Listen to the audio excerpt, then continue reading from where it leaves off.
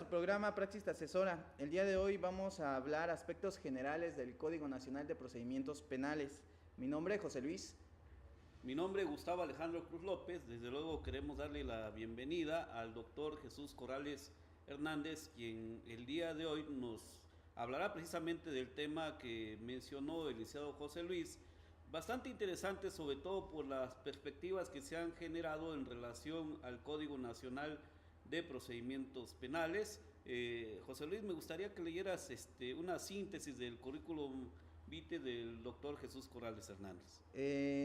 Es el doctor Jesús Corrales Hernández, académico, es egresado de la Facultad de Derecho de la Universidad Nacional Autónoma de México, cuenta con una maestría con orientación en Derecho Procesal Penal, con orientación de procedimiento acusatorio y juicios orales.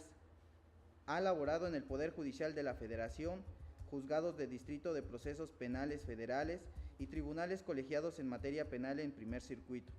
Fue investigador de tiempo completo en el Instituto de Formación Profesional de la Procuraduría General de Justicia del Distrito Federal. Actualmente es académico del Instituto Nacional de Ciencias Penales, INACIPE, y otras instituciones públicas y universidades del país.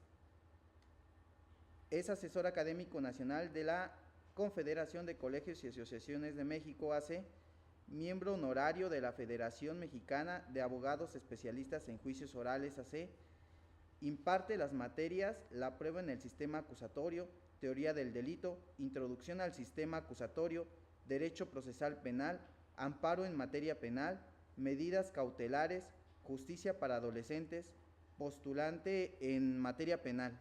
Es académico certificado por la Secretaría Técnica del Consejo de Coordinación para la implementación del sistema de justicia penal, dependiente de la Secretaría de Gobernación, autor de las obras 20 aspectos sobre las pruebas en el sistema acusatorio para el policía de investigación, manual básico de formación para el agente del Ministerio Público, el derecho en México, 2 siglos, 1810-2010, reflexión sobre las etapas del proceso penal de corte acusatorio, flexibilidad en la dogmática penal mediante la teoría del espacio libre de derecho, criterios generales del modelo penal acusatorio para los operadores del sistema de procuración de justicia, 2013, coautor en 5 obras más. Asimismo, ha participado en el análisis y discusión en diversas iniciativas y leyes a nivel local y federal, de las cuales en algunas ha publicado sus comentarios. Bueno, un currículum bastante amplio. Licenciado Gustavo. Bueno, como podemos ver, el doctor Jesús Corrales Hernández es autor de diversas obras, sobre todo especializadas en el marco del sistema acusatorio, y nos parece bastante interesante sobre todo abordar este tema que desde luego es muy amplio, como es el aspectos generales del Código Nacional de Procedimientos Penales. Y pues reitero nuevamente, bienvenido a su casa. Y pues doctor, no sé, precisamente para iniciar con este programa, quisiéramos que nos diera como una especie de introducción en relación a este Código Nacional. Muchas gracias, José Luis, por la invitación. Gracias, maestro Gustavo. Es para mí realmente un gusto poder participar con ustedes en esta charla. Siempre es un gusto venir a Oaxaca, donde pues se encuentra sin duda alguna en el tema que hoy se va a abordar, pues con gente realmente calificada para hablar sobre el particular, en virtud de los antecedentes históricos que tenemos con esta legislación de corte acusatorio que se ha generado a partir de, bueno, incluso Oaxaca antes de la reforma de 2008. Pues sin duda alguna que hoy día el tema del sistema acusatorio es un tema pues que interesa a todos. El tema de la justicia penal es un tema muy sensible, que por algunos motivos se ha venido criticando en cuanto a sus formas. El hecho de que el legislador haya aprobado el 5 de febrero pasado el Código Nacional de Procedimientos Penales, que fue promulgado el 4 de marzo siguiente y el 5 haya sido publicado, sin duda es un tema histórico que pues México había realizado esfuerzos desde, según entiendo, hace más de 60 años porque se unificara la legislación procesal penal en México. Por una u otra razón había habido complicaciones para que esto se llevara a cabo, pero sin duda alguna hoy tenemos esa posibilidad de vivir este momento, digo, histórico para nuestro país, y bueno, pues es un momento que a su vez trae consigo mucha responsabilidad, mucho compromiso social, pues para que todo aquello que ha sido prospectado por el legislador ahora se materialice en los ciudadanos. Hay, por supuesto, bonanzas que hay que resaltar, pero hay otros aspectos que también creo debemos sentarnos a reflexionar, pues para que esto no vaya a generar un caos social, de tal manera que bueno, estamos frente a un reto importante, académicos, operadores jurídicos, pues para que esto funcione. Y bueno, pues yo creo que en esta charla irán saliendo algunos temas que seguramente pues van a inquietar tanto a la audiencia, que por supuesto saludo con mucho afecto también, y que bueno, pues aquí seguramente iremos puntualizando sobre estos aspectos que por supuesto yo pueda contribuir para contestar esta tarde. Sí, desde luego yo quisiera comentar, sobre todo porque precisamente en días recientes se publica que en Durango ya se comenzó a implementar. ¿Cuáles cree usted que puedan ser en determinado momento un poquito como que esta situación de implementarlo ya en una de las entidades, ¿no?, federativas en el país?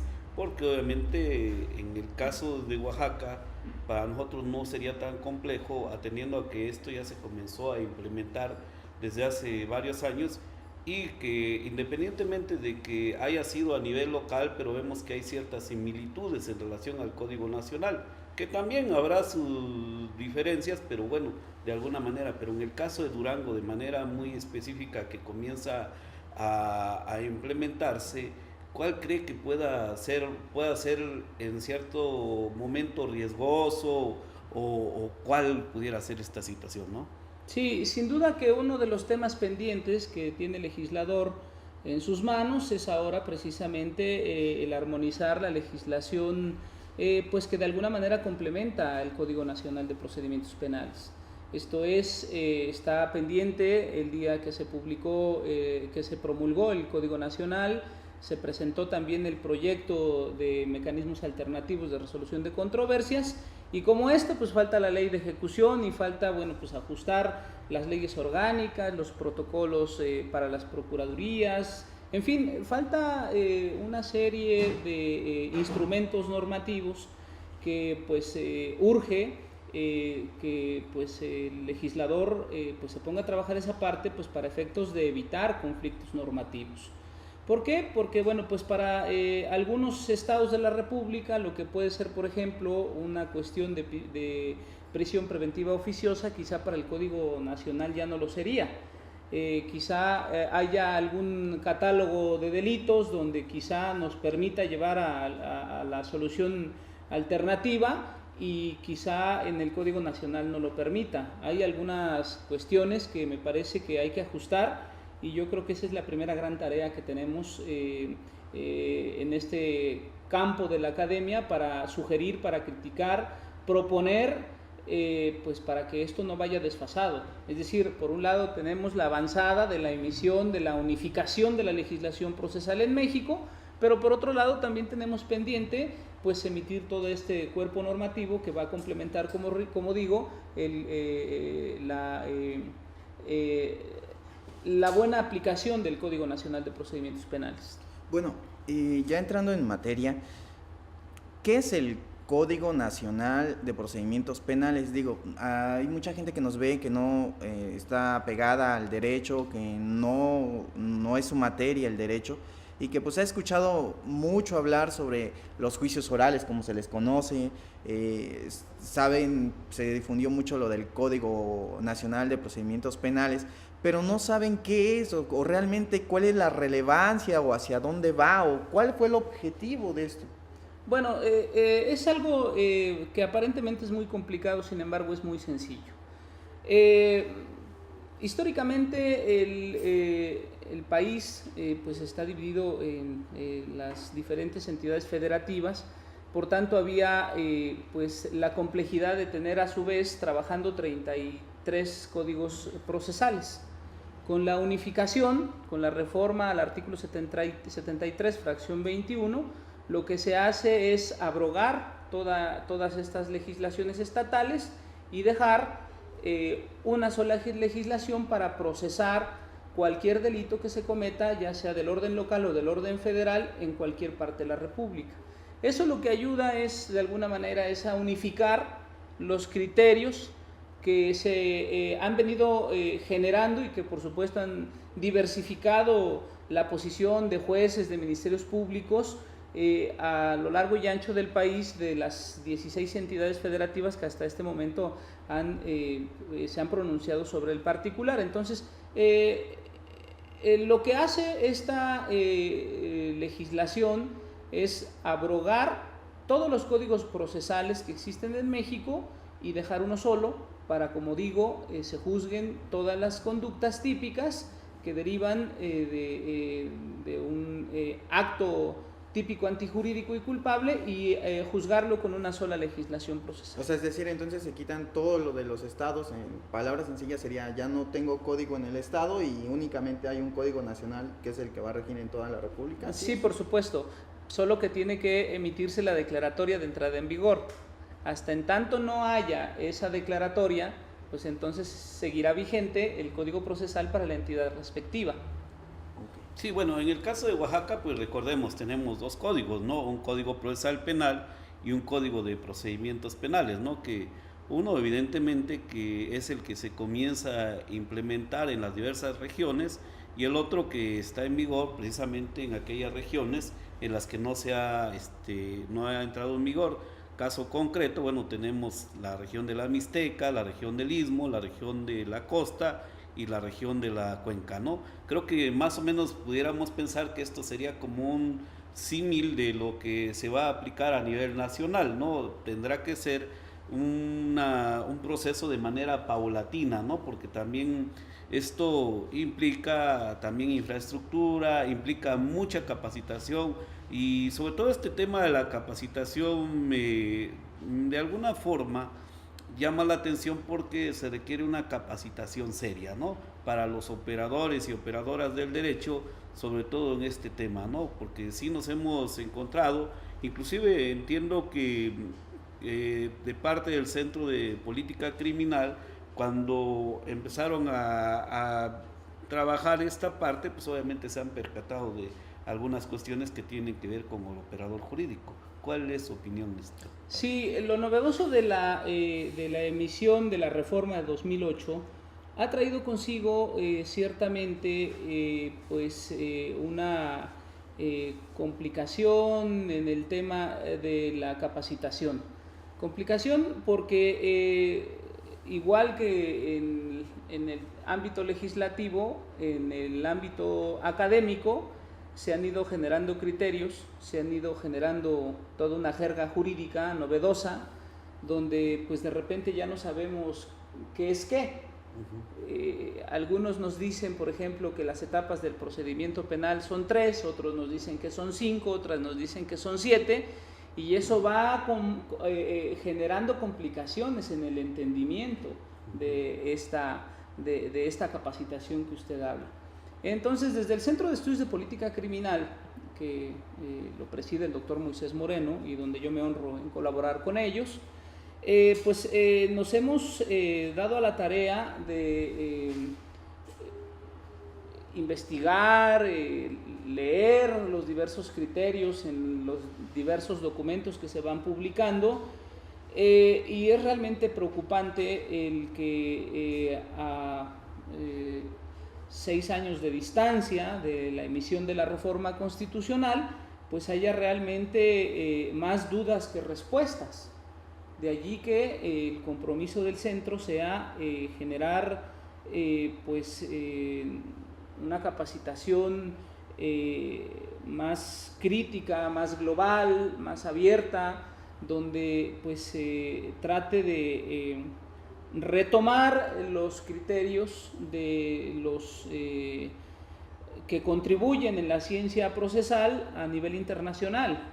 Próximamente el Centro de Estudios de Política Criminal está prospectando un foro internacional donde la idea es recabar las opiniones de las personas más calificadas en el procedimiento penal, porque es de repente muy aventurado afirmar de manera tajante determinados principios, determinada estructura del procedimiento penal cuando no ha sido realmente sometido a la ciencia jurídica, pues todos estos conceptos. Cosa muy ejemplificativa de lo que estoy diciendo es, por ejemplo, el concepto de la teoría del caso, donde hoy todos piensan que ese concepto va a servir de base para una u otra parte, pues para fundar ya sea la imputación o para fundar su defensa. Estos conceptos que aparentemente vienen a enriquecer una jerga jurídica nueva, pues en realidad de repente no tienen un fundamento o una base jurídica. Entonces, sin embargo, el discurso es muy plano, es muy recurrente, y todos saben, por ejemplo, que hoy el procedimiento penal tiene 3 etapas, ya el Código Nacional así lo ha recogido, y bueno, pues hay otros aspectos que quizá podríamos someter todavía a estudio, y el compromiso del Centro de Estudios de Política Criminal es precisamente empezar a generar pues quizá una dogmática procesal, criticando y estudiando todos estos aspectos que sin duda trae consigo la publicación del Código Nacional de Procedimientos Penales. Bueno, precisamente en esta parte me parece bien interesante destacar y sobre todo preguntar, ¿no? ¿Cuál fue propiamente la participación del Centro de Política Criminal en relación a este Código Nacional de Procedimientos Penales? Sobre todo porque, bueno, sabemos, de alguna manera tuvimos la oportunidad inclusive de participar en algunas conferencias, que también había resistencia, ¿no?, en relación al mismo, ¿no? Es decir, cómo poder consensar para lograr construirlo, y que obviamente también tendrá que perfeccionarse en algunos aspectos, ¿no?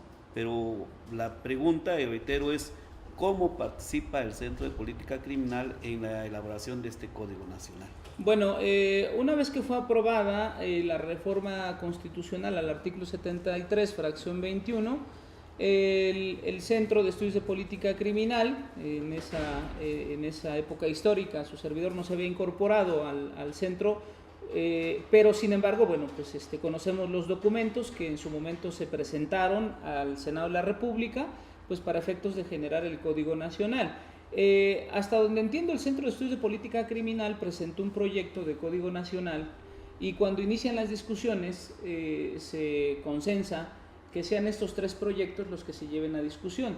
De estos 3 proyectos es donde surge el Código Nacional. Es decir, el Código Nacional no es producto propiamente del Centro de Estudios de Política Criminal, sin embargo ha participado de manera importante, y hay que decirlo también con todas sus letras, en una calificación que se realizó. Me parece que ha sido el mejor calificado el proyecto del Centro de Estudios de Política Criminal, que se presenta precisamente para generar la legislación actual, pero sin duda que hubo la participación de otras organizaciones, de otras bancadas del Senado de la República, pues, y con estos 3 proyectos ha sido como se ha generado el Código Nacional de Procedimientos Penales.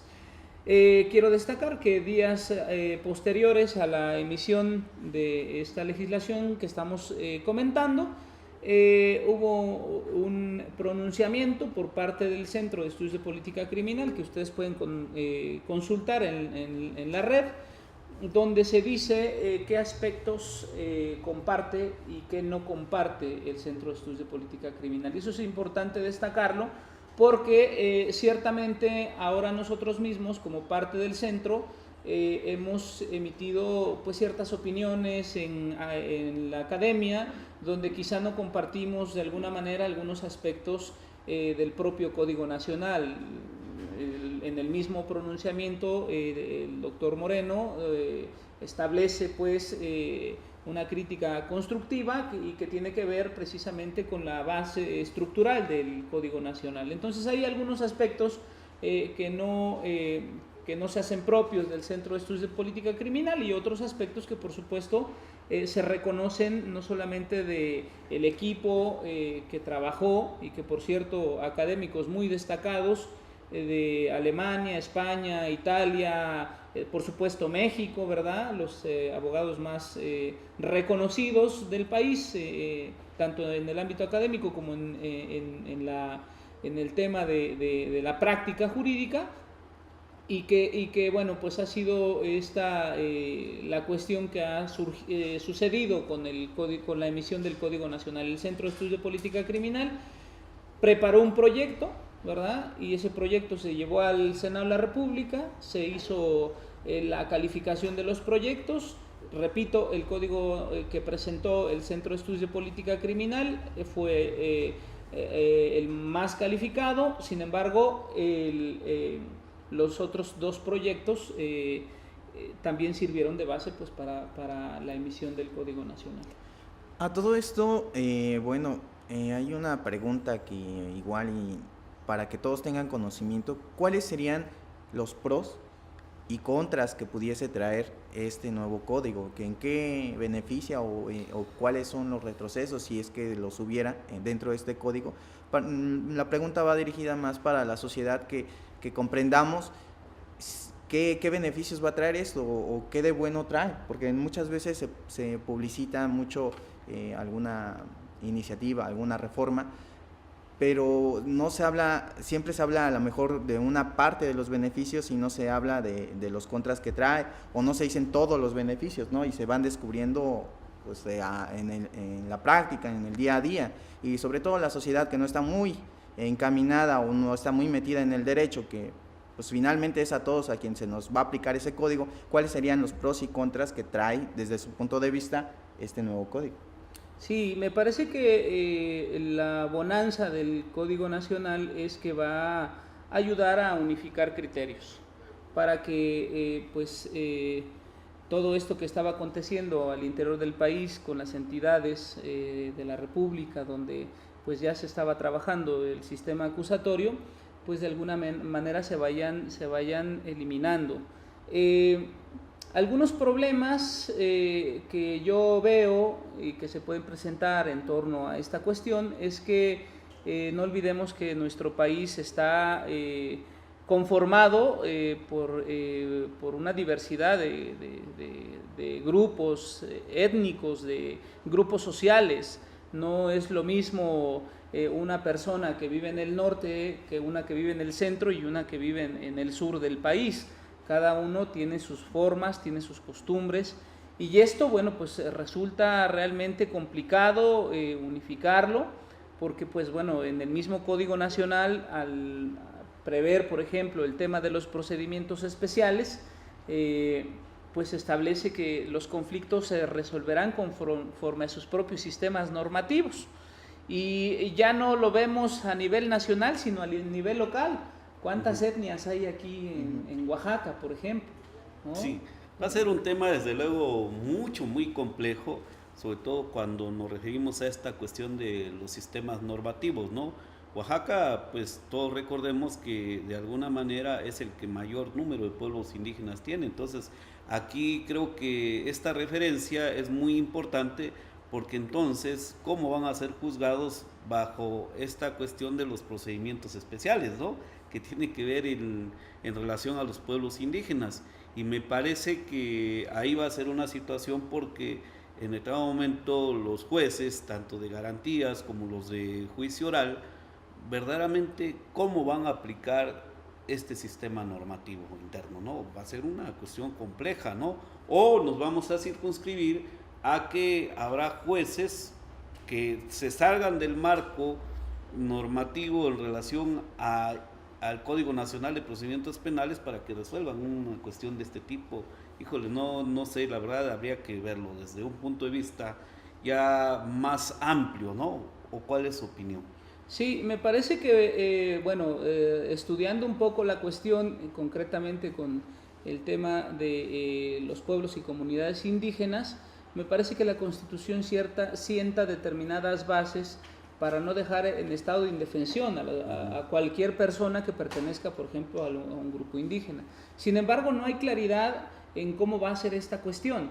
El código solamente anuncia que serán resueltos sus conflictos conforme a sus propios sistemas normativos, pero revisando la realidad es que no existen tales sistemas normativos. Ahora, bien es cierto que pueden sentar las bases de una comunidad indígena de Oaxaca, por ejemplo, del centro, pero seguramente no van a compartir esa misma forma otra que esté en el norte o en el sur del estado. Entonces, va a ser realmente complejo el generar criterios que unifiquen la forma de resolver los conflictos en estos temas tan sensibles como es el de las comunidades indígenas, y resulta un tema pues para el estudio, para la reflexión. Es decir, la posibilidad que nos da el Código Nacional de atender la justicia penal para estos grupos especiales, ¿verdad?, para estos grupos etéreos de la sociedad, es sin duda atractivo para la academia, para los propios operadores jurídicos. Entonces va a ser muy interesante cómo se vayan resolviendo desde el punto de vista normativo y desde el punto de vista práctico todos estos problemas que va a generar el Código Nacional. Muy interesante. Bueno, pues vamos a un corte y regresamos aquí a tu programa Praxis Te Asesora. Bueno, previo al corte quiero dar lectura a algunos comentarios. Dice Sol, felicidades a su invitado por toda la trayectoria. Marcos dice, hola, muchas felicidades a Praxis por su pasado aniversario. Marcos, muchas felicidades por la calidad del invitado. Desde luego agradecemos sus comentarios y pues esperamos su participación. Nos encontramos también en chat abierto. Bueno, pues regresamos. Bueno, regresamos aquí a tu programa Praxis Te Asesora. Les recordamos que hoy tenemos reunión de trabajo para todos los praxistas, los que están con nosotros, Praxis Universitaria, a las 4 de la tarde en el edificio central, en la sala de juicios orales de la Facultad de Derecho. Bueno, pues continuando con esta charla, tocaba usted algunos puntos interesantes referente a las comunidades indígenas, que es un tema que aquí hemos tocado en diferentes programas y muy amplio, y que siguen habiendo muchas dudas, incógnitas, etcétera. Pero, ¿qué otros puntos, aparte de qué otros puntos son criticables o son beneficiosos de este código, precisamente del tema que estamos hablando? Sí, bueno, quizá uno de los aspectos que a simple vista puedan ser criticables, yo veo, por ejemplo, lo innecesario de un catálogo de conceptos que están previstos en el artículo 3º, que a mi juicio pues no tendrían que siquiera aparecer en el Código Nacional. Hay unos aspectos de avanzada, por supuesto, en el tema, por ejemplo, pues de la investigación, en el tema de la igualdad procesal entre las partes, en los principios constitucionales que están en el 20 y que no son los únicos que hay que considerar, por supuesto, cuando estamos hablando de enjuiciamiento penal, pero el haber enmarcado todos estos principios en un Código Nacional me parece que pues es importante resaltar. Hay otros aspectos que quizá pueden ser criticables por ejemplo, los alcances del principio de publicidad, ¿verdad? En donde de repente se abre pues todo un concepto, ¿no?, que parece que es muy benéfico y de repente lo acota en otro artículo del propio Código Nacional. Entonces hay aspectos que quizá podrían haberse evitado en la legislación. Es un momento ahorita pues en el que debemos destacarlo, pues quizá para que más adelante se vayan generando las reformas pertinentes y vayamos perfeccionando nuestro modelo acusatorio en México.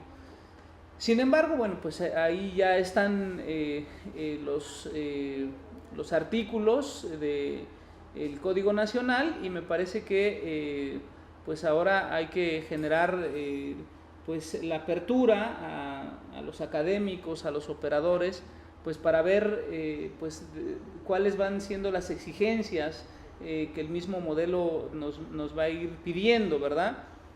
Seguro que la práctica será importante, los jueces van a jugar un papel fundamental, en ellos recae gran responsabilidad al momento de aplicar pues este instrumento normativo, pero me parece que pues ahora mismo hay aspectos que pueden ser benéficos, y otros aspectos que, como usted mismo refiere, pues pueden ser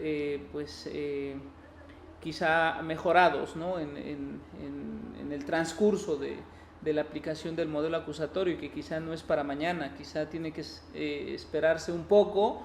Esto quizá a la luz de la sociedad no será muy bien recibido, pero pues tenemos un modelo procesal penal que de 1932 a la fecha pues todavía se venía reformando constantemente determinado artículo del Código Procesal de cualquier estado de la República o el federal, y pues me parece que acá sucederá exactamente lo mismo. Pasarán algunas décadas, ¿verdad? Quizá no sea lo mejor decirlo, pero quizá 20, 30 años para empezar a ver algún resultado real del modelo acusatorio en México. Licenciado. Bueno, hay dos aspectos que de alguna manera también han llamado mucho la atención. Uno que tiene que ver con el tema de los derechos de las víctimas, ¿no? En este marco, y el otro precisamente el que va enlazado con la cuestión de la defensa técnica, es decir, la asesoría con la que deba contar en este caso la víctima, ¿no? Porque una de las críticas que se han venido virtiendo ha sido en el sentido que se le ha dado, o bueno, al menos la sociedad así lo percibe, que ha sido exageradamente garantista hacia el imputado, pero se supone que hablamos de un sistema, y precisamente al ser un sistema se tiene que englobar esta parte de la víctima, ¿no? ¿Cuál sería su opinión? Porque evidentemente que esto también en el marco del Código Nacional pues se contempla, ¿no? Sí, bueno, sin duda que en los trabajos legislativos uno de los aspectos que más se destacó en su momento en las Comisiones Unidas de Puntos Constitucionales de la Cámara de Diputados es sin duda el tema de la víctima. La víctima, se dice en los proyectos legislativos, era revictimizada cuando acudía a las instituciones de procuración y administración de justicia. Eso sin duda ha sido un gran referente pues para generar primero la reforma constitucional y luego pues el propio Código Nacional. Sin duda me parece que no solamente ha sido la víctima, es decir,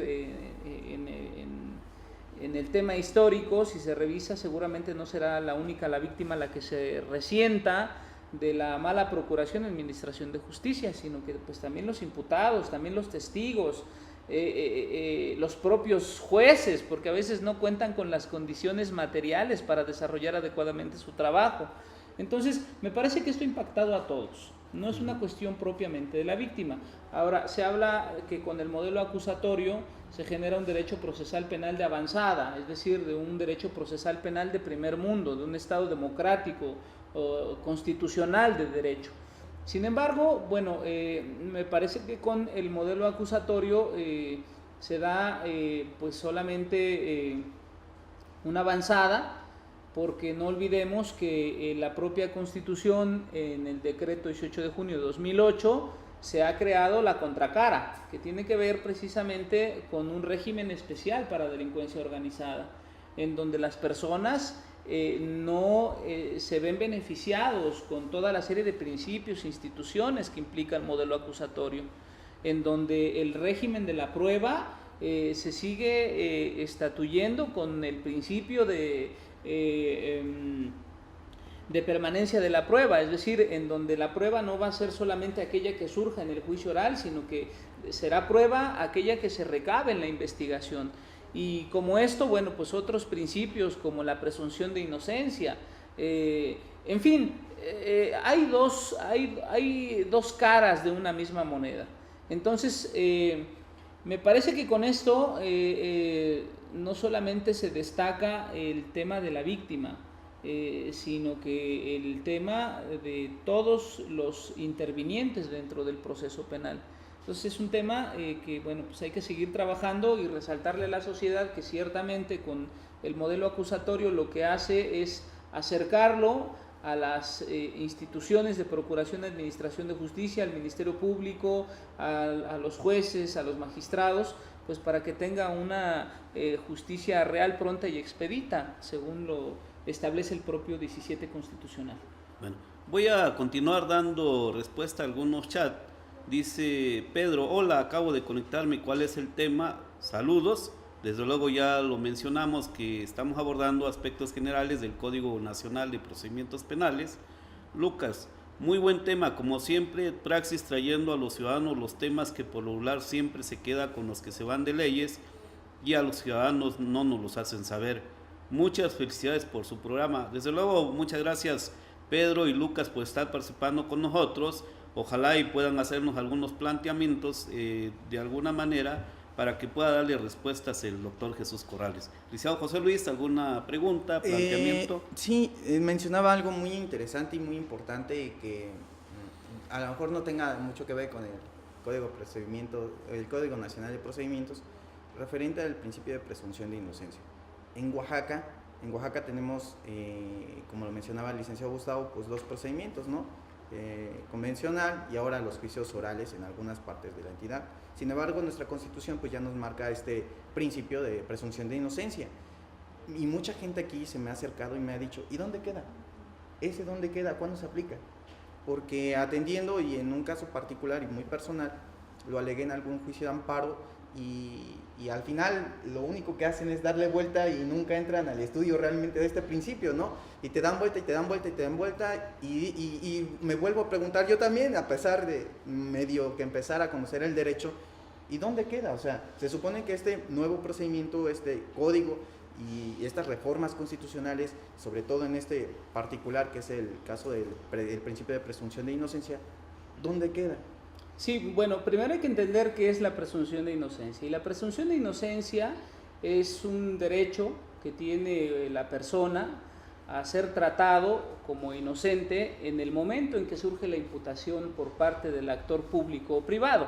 Recordemos que esta figura de la acción penal privada ya ha quedado establecida en el párrafo 2 del 20 constitucional. Entonces, en el momento en que surge el señalamiento de alguien por la posible o probable comisión de un delito, pues en ese momento surge precisamente el que la persona que está siendo señalada sea tratado como inocente, hasta en tanto no el agente del Ministerio Público o el acusador privado le demuestre lo contrario, ¿no? Esto es, el principio nus probandi explica, es decir, que una persona, un acusador público o privado, tiene la obligación de probar la imputación que hace. Es decir, la carga de la prueba corresponde al actor. Entonces, hasta en tanto no el agente del Ministerio Público compruebe o pruebe que ha sido ese sujeto señalado el que ha cometido el delito, hasta ese momento la persona tiene que ser tratada como inocente. Es decir, el principio de presunción de inocencia tiene un momento para su nacimiento y un momento para su terminación o su culminación. Surge cuando surge la imputación y termina cuando el juez en su sentencia dice el derecho y confirma la imputación que hizo el acusador público o privado. Perfecto. Licenciado. Bueno, bastante interesante, sobre todo porque precisamente, y retomando de manera un poco más explícita lo que planteaba el licenciado José Luis, esta cuestión del principio de presunción de inocencia, como que queda la idea, la percepción de que se invierte, ¿no? En el caso de los procedimientos, ¿no? En el ámbito del sistema acusatorio, sobre todo lo que denominamos el sistema inquisitivo, ¿no? Es decir, Aquí te detienen y no opera el principio de presunción de inocencia, sino que por el contrario, nosotros tenemos que demostrar la inocencia del imputado, inculpado, ¿no? Como se le denomina en este esquema del derecho inquisitivo, ¿no?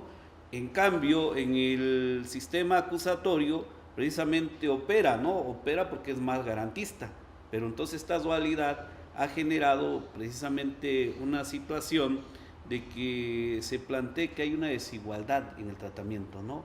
¿Qué opina en relación a este punto, Sí, no? esta cuestión tiene que ver con aspectos históricos y formales.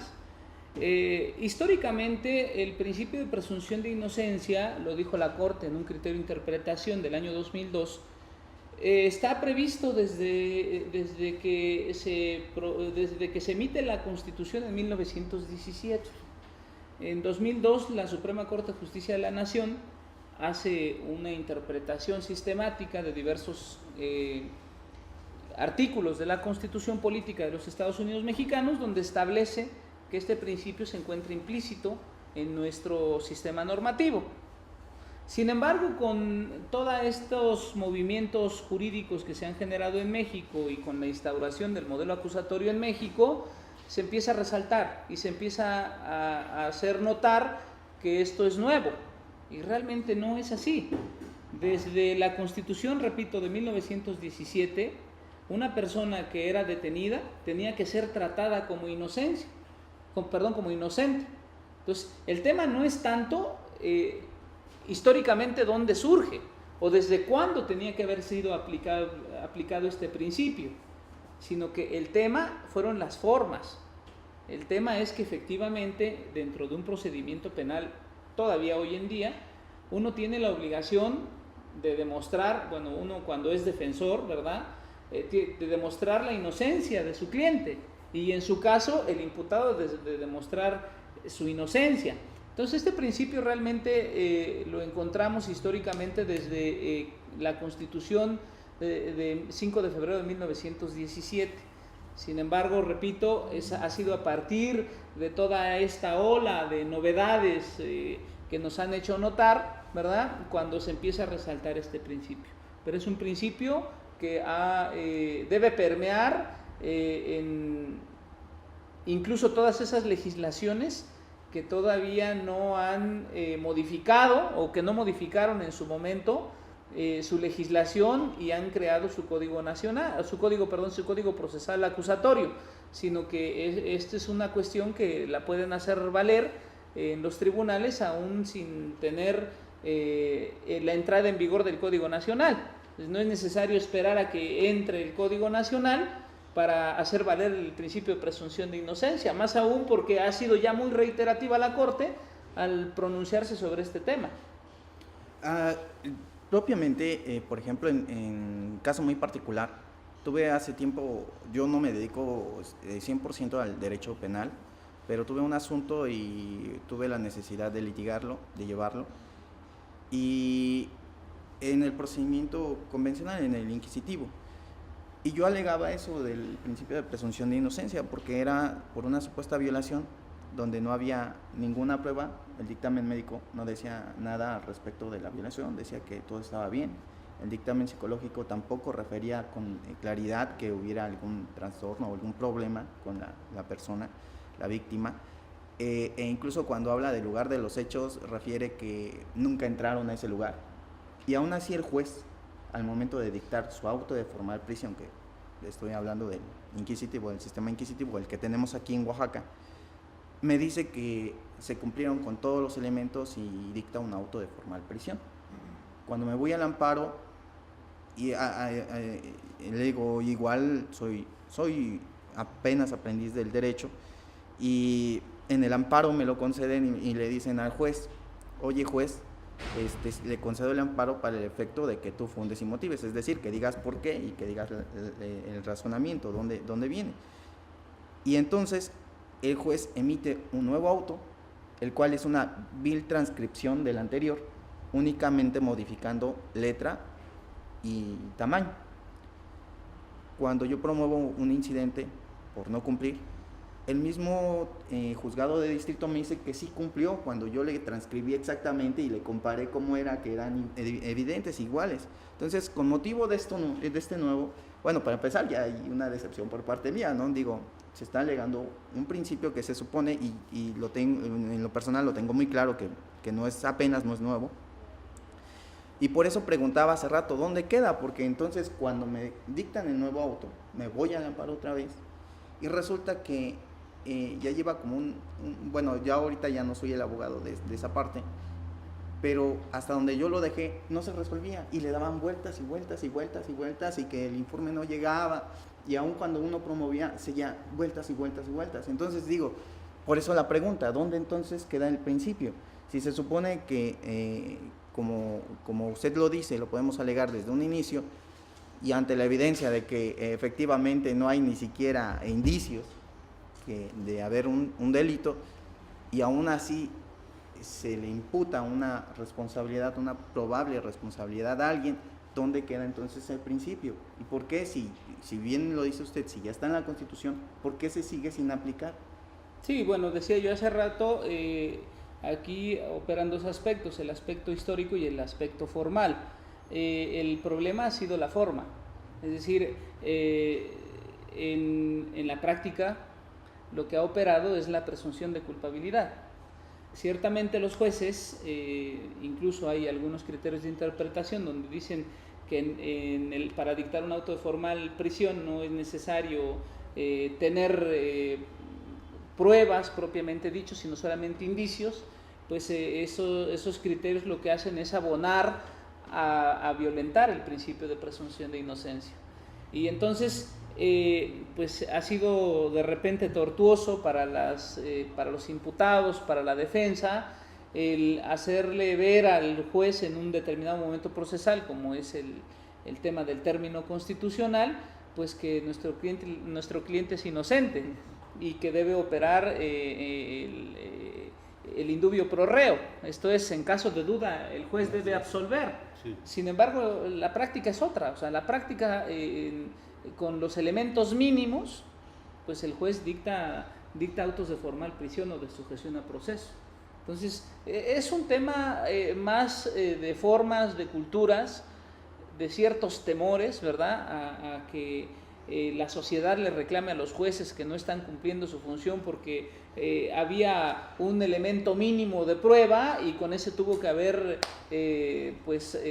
dictado su resolución para llevar a prisión preventiva a una persona imputada. Entonces, es un tema de cultura jurídica que hay que empezar a cambiar, y precisamente de eso se trata la instauración de un modelo acusatorio donde se exige que se respeten los derechos fundamentales de todos. Decía yo, donde se retomen no solamente los principios previstos en el 20 constitucional, sino otros que no están allí, como decía yo, el onus probandi, ¿no?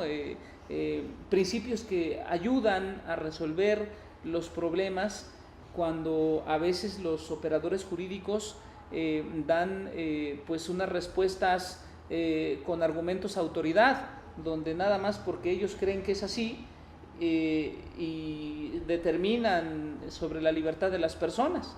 Hay ahora mismo una ola de criterios de interpretación que tienen que ver con el derecho internacional, como la Convención Americana sobre Derechos Humanos. Es decir, hay que abrir los criterios más allá de nuestro derecho positivo mexicano, que finalmente pues van a ayudar a consolidar los derechos fundamentales de todos los ciudadanos en México. Bueno, retomando este punto que me parece bastante interesante, sobre todo, bueno, dejando claro que el principio de presunción de inocencia, bueno, ya está plasmado en la Constitución de 1917, ¿no? Y que más bien el problema, lo podemos entender así, ha sido en la aplicación del mismo, ¿no? Por parte de los jueces o de los órganos encargados, no solamente de juzgar, sino también hasta de procurar justicia, ¿no?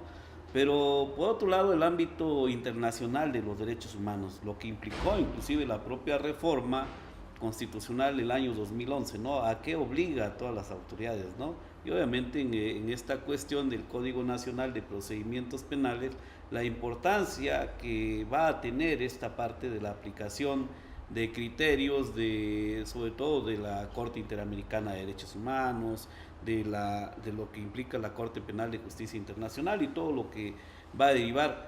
¿Qué conlleva? Bueno, evidentemente que una mejor preparación de los operadores, porque entonces se debe entender que no son solamente los jueces quienes de alguna manera van a tener que apreciar o invocar en su momento, ¿no? Sino también nosotros como abogados, las abogadas también desde luego, el poder argumentar en esta parte, ¿no? ¿Por qué? Porque si no va a dar margen a que en un momento determinado tengamos que acudir a esa justicia de carácter transnacional, es decir, ante órganos como la Comisión Interamericana, la Corte Interamericana en su defecto, pero no es lo idóneo, ¿no? Porque al final de cuentas lo ideal es que esto realmente se aplique en nuestro país, ¿no? Y en el caso de Oaxaca, pues también con esta cuestión que es muy compleja, ¿no? Pero la verdad, como abordaba un poquito ese aspecto, pues bueno, sí me llamó la atención, ¿no? Sí, decía, sin duda, en los jueces, por la obligación constitucional que tienen de decir el derecho, tienen esa gran responsabilidad de alguna manera de ir encauzando al modelo acusatorio. Pero sin duda la responsabilidad es de todos, de la sociedad, de los operadores jurídicos, de los académicos, de los estudiantes, para pues que esto se materialice en los buenos resultados que la sociedad espera de la justicia penal.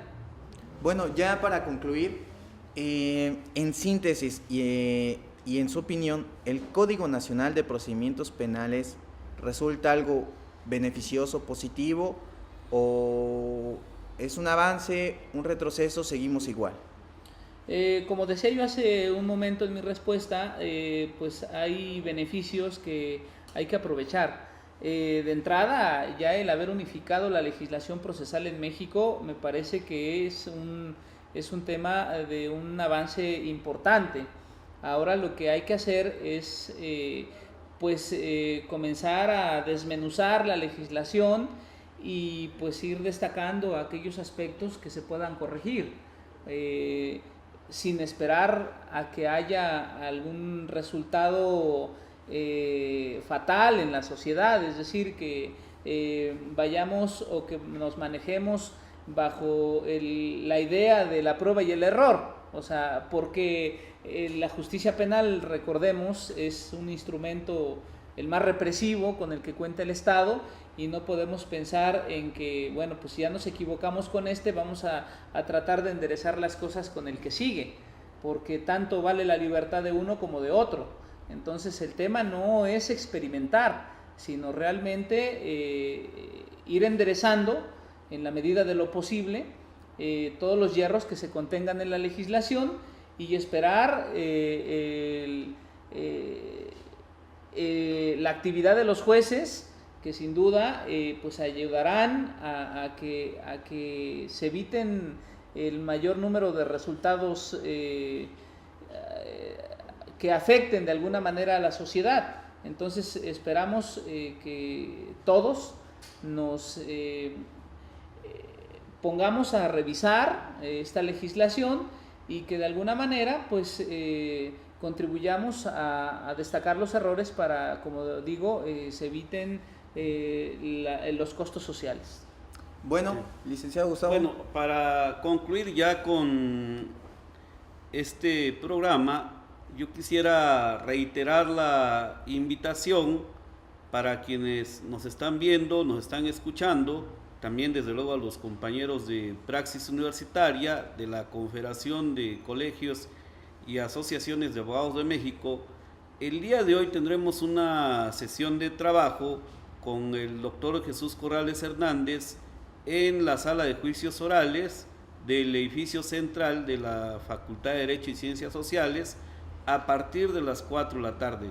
Me parece que sería muy importante que se pudiera participar, sobre todo porque se van a plantear algunos aspectos del Código Nacional, y además de que agradezco la gentileza de antemano del doctor para apoyarnos.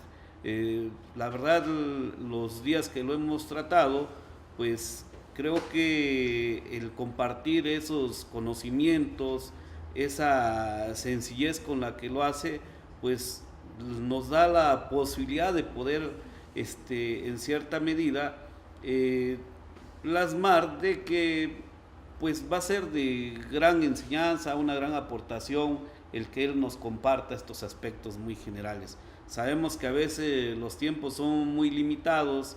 En días previos ya habíamos planteado que estuviéramos pendientes, porque pues obviamente nos tenemos que mover en atención a su agenda, pero nuevamente reitero, doctor, ese agradecimiento de antemano, porque no es fácil, sabemos de sus múltiples ocupaciones, que nos haya acompañado y que además el día de hoy en la tarde pues todavía podamos abrevar más de sus conocimientos. Muchas gracias por la invitación, maestro Gustavo. José Luis. Bueno, muy amable. Gracias. Bueno, nos vemos el próximo miércoles de 12 a 1:30. Recuerda que nos puedes seguir por el Facebook, es Praxis Universitaria, y acá vernos todos los miércoles de 12 a 1:30. Nos vemos la próxima.